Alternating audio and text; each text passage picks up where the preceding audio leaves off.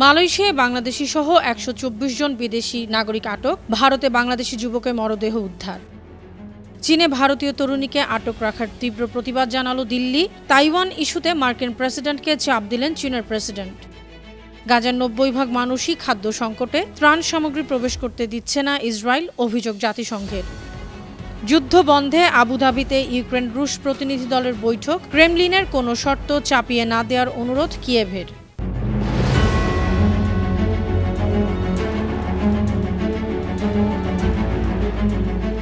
শুনছিলেন সংবাদ শিরোনাম। সবাইকে স্বাগত জানাচ্ছি বিশ্বজুড়ে প্রতিদিনে বিশ্বের বিভিন্ন প্রান্তের সব শেষ তথ্য জানাতে আপনাদের সঙ্গে আছি আমি অনন্যা চৈতি।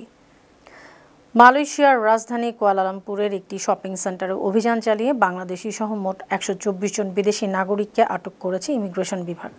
সোমবার দুপুরে এই অভিযান চালানো হয়। কুয়ালালামপুর ইমিগ্রেশন পরিচালক ওয়ান মোহাম্মদ সাউপি ওয়ান ইউসুফ জানিয়েছেন, তারা ২০৫ জনকে তল্লাশি করেছেন। তাদের বয়স ২০ থেকে ৫৯ বছর। এ সময় পাকিস্তান, বাংলাদেশ, মিয়ানমার, ভারত, ইন্দোনেশিয়া ও থাইল্যান্ডের ১২৪ জন অবৈধ প্রবাসীকে আটক করা হয়েছে। তবে এর মধ্যে কতজন বাংলাদেশি তা জানা যায়নি। গ্রেফতারকৃতদের কারো ভ্রমণ নথি নেই, কারো ভিসার মেয়াদ শেষ হয়ে গেছে। ভারতের দিল্লির গ্রেটার নয়ডার বেটা 1 এলাকায় বাংলাদেশি যুবকের ঝুলন্ত মরদেহ উদ্ধার করা হয়েছে। তার নাম শাহরিয়ার। পুলিশ ধারণা করছে মৃতদেহটি 2 দিন ধরে ঝুলছিল।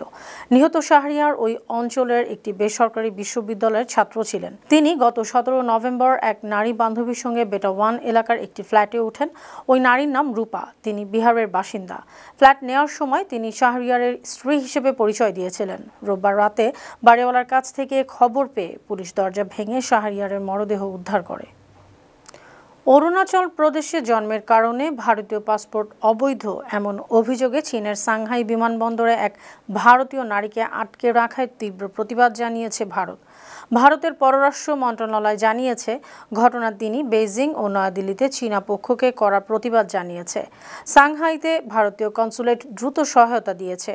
প্রেমা ওয়াংজম থংডক নামের ওই নারী এক্স পোস্টে লিখেছেন, ২১ নভেম্বর ১৮ ঘন্টার বেশি তাকে আটকে রাখা হয়।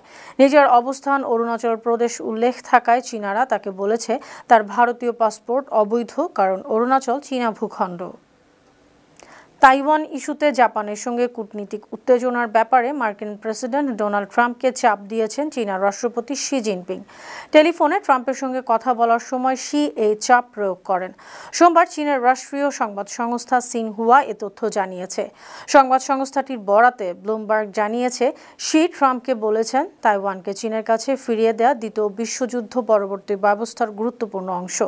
এ বিষয়ে ব্লুমবার্গের পক্ষ থেকে জানতে চাইলে হোয়াইট হাউস এবং ওয়াশিংটনে অবস্থিত চীনা দূতাবাস তাৎক্ষণিকভাবে কোনো মন্তব্য করেনি। আফগানিস্তানের খোস্ত প্রদেশে বোমা হামলা করেছে পাকিস্তান। এতে নারী ও শিশুসহ 10 জন নিহত হয়েছেন। কাতার ভিত্তিক সংবাদ মাধ্যম আল জাজিরা এ তথ্য জানিয়েছে। তালেবান প্রশাসনের মুখপাত্র জাবিউল্লাহ মুজাহিদ মঙ্গলবার বলেছেন, খোস্ত প্রদেশের গারবুদ জেলায় ওয়ালিয়াত খান নামে একজনের বাড়িতে বোমা হামলা হয়। এতে 9 শিশু এবং 1 জন নারী নিহত হন। এছাড়া উত্তর পূর্বাঞ্চলীয় কুনার এবং পূর্বাঞ্চলীয় পাকতিকা প্রদেশেও বিমান হামলা করেছে পাকিস্তান। এসব হামলার ব্যাপারে পাকিস্তানের কোনো মন্তব্য জানা যায়নি।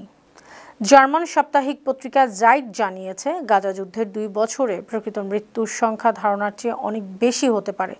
পত্রিকাটির প্রতিবেদনে বলা হয়েছে, জার্মানি খ্যাতনামা ম্যাক্স প্ল্যাঙ্ক ডেমোগ্রাফিক রিসার্চ ইনস্টিটিউটের গবেষকদের হিসেব অনুযায়ী গাজায় 1 লাখ মানুষ নিহত হয়েছেন।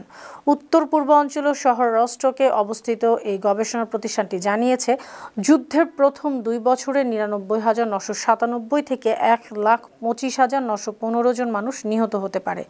মধ্যকালে এ পরিমাণ হতে পারে 1,12,069 জন। গাজার 90%রও বেশি মানুষ এখনও খাদ্য সংকটে আছেন। অনেকেই 24 ঘন্টায় মাত্র একবার খাবার পাচ্ছেন। এ তথ্য জানিয়েছে ফিলিস্তিনের জাতিসংঘের সংস্থা UNRWA। সংস্থাটি আরও বলেছে, যুদ্ধবিরতি চুক্তিতে প্রতিদিন 600 ট্রাক ত্রাণ প্রবেশের অনুমতি দেওয়া হয়েছিল, অথচ প্রতিদিন মাত্র 150 ট্রাকের বেশি গাজায় প্রবেশের অনুমতি দেওয়া হচ্ছে না। গুদামে পর্যাপ্ত খাবার আছে, কিন্তু ঢুকতে দেওয়া হচ্ছে না। অন্যদিকে গাজার সরকারি মিডিয়া অফিস জানিয়েছে, ইসরায়েল প্রায় 500 বার যুদ্ধবিরতি চুক্তি লঙ্ঘন করেছে, 342 জনকে হত্যা করেছে। ধ্বংসস্তূপে 10,000 ফিলিস্তিনির মরদেহ আটকে আছে। সৌদি আরব আরও 2টি মদের দোকান খোলার পরিকল্পনা করেছে। একটি খোলা হচ্ছে দেশটির রাষ্ট্রীয় তেল কোম্পানি আরামকোর তেহরান কম্পাউন্ডে কর্মরত অমুসলিম বিদেশিদের জন্য, অপরটি জেদ্দায় কূটনীতিকদের জন্য। বিষয়টি জানেন এমন কয়েকটি সূত্র রয়টার্সকে এ তথ্য জানিয়েছেন। এটি ক্রাউন প্রিন্স মোহাম্মদ বিন সালমানের নেতৃত্বাধীন সংস্কার প্যাকেজের আরেকটি বড় ধাপ।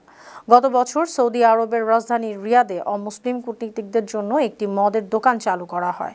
কূটনৈতিক মহলে দোকানটির অবস্থান বুজ বাংকার নামে পরিচিত। দেশটিতে ৭৩ বছর আগে মদের দোকান নিষিদ্ধ করা হয়েছিল। রাশিয়ার সঙ্গে যুদ্ধ শেষ করতে যুক্তরাষ্ট্রের দেয়া ২৮টি শান্তি পরিকল্পনার পরিবর্তনকে স্বাগত জানিয়েছেন ইউক্রেনের প্রেসিডেন্ট ভলোদিমির জেলেনস্কি। ধারণা করা হচ্ছে ইউক্রেনের ইউরোপিয়ান মিত্ররা রাশিয়ান অনুকূলে থাকা বেশ কিছু অংশ সংশোধন করিয়েছে। টেলিগ্রামে জেলেনস্কি বলেছেন, এখন যুদ্ধ শেষ করার পদক্ষেপ নেওয়া সম্ভব। অন্যদিকে সোমবার ক্রেমলিনের একজন কর্মকর্তা প্রস্তাবিত সংশোধনীগুলোকে সম্পূর্ণ অগঠনমূলক বলে প্রত্যাখ্যান করেছেন। এ বিষয়ে হোয়াইট হাউসের প্রেস সেক্রেটারি ক্যারোলিন লেভিট দাবি করেছেন, আমেরিকা কারো পক্ষপাত করছে না। যুদ্ধ বন্ধে ইউক্রেনের সামরিক গোয়েন্দা প্রধান এবং রুশ প্রতিনিধি দল বৈঠক করেছে। সংযুক্ত আরব আমিরাতের আবুধাবিতে এ বৈঠকের আয়োজন করে যুক্তরাষ্ট্র। বার্তা সংস্থা রয়টার্স এ তথ্য জানিয়েছে।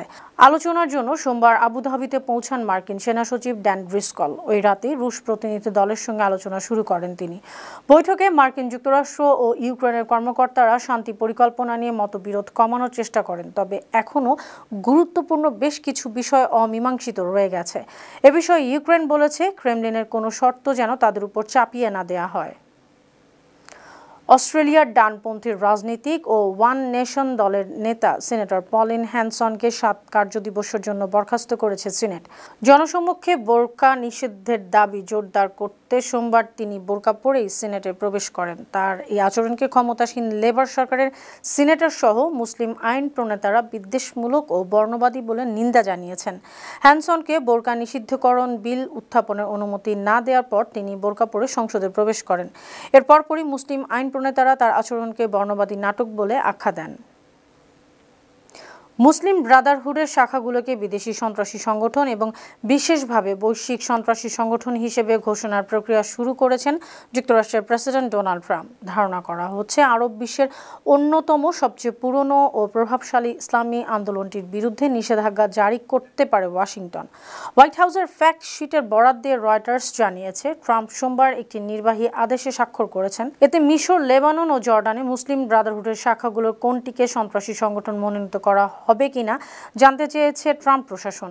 মার্কিন পররাষ্ট্রমন্ত্রী মার্কো রুবিও ও অর্থমন্ত্রী স্কট বেসান্টকে এ বিষয়ে প্রতিবেদন দিতে বলা হয়েছে। যুক্তরাষ্ট্রে বসবাসকারী মিয়ানমারের নাগরিকদের অস্থায়ী আইনি মর্যাদা বাতিল করবে ডোনাল্ড ট্রাম্পের প্রশাসন। আজ মিয়ানমারের নাগরিকদের এ টেম্পোরারি প্রোটেক্টিভ স্ট্যাটাস বা টিপিএস মর্যাদা শেষ হওয়ার কথা রয়েছে। মার্কিন স্বরাষ্ট্র মন্ত্রণালয়ের এক বিজ্ঞপ্তির বরাত দিয়ে সোমবার বার্তা সংস্থা রয়টার্স এ খবর জানিয়েছে। ফেডারেল রেজিস্ট্রারে প্রকাশিত ওই বিজ্ঞপ্তিতে বলা হয়, যুক্তরাষ্ট্রের পরিস্থিতি পর্যালোচনা ও যথাযথ মার্কিন সরকারি সংস্থার সঙ্গে পরামর্শের পর স্বরাষ্ট্র নিরাপত্তা মন্ত্রী সিদ্ধান্ত নিয়েছেন মিয়ানমার আর টিপিএস এর শর্ত পূরণ করছে না। সুপ্রিয় দর্শক, এই ছিল আজকের বিশ্বজুড়ে প্রতিদিনের আয়োজনে। দেশ বিদেশের বিভিন্ন খবর নিয়ে আবার আপনাদের সামনে হাজির হব। সেই পর্যন্ত ভালো থাকুন, সুস্থ থাকুন, বাংলা টিভির সঙ্গেই থাকুন। ধন্যবাদ।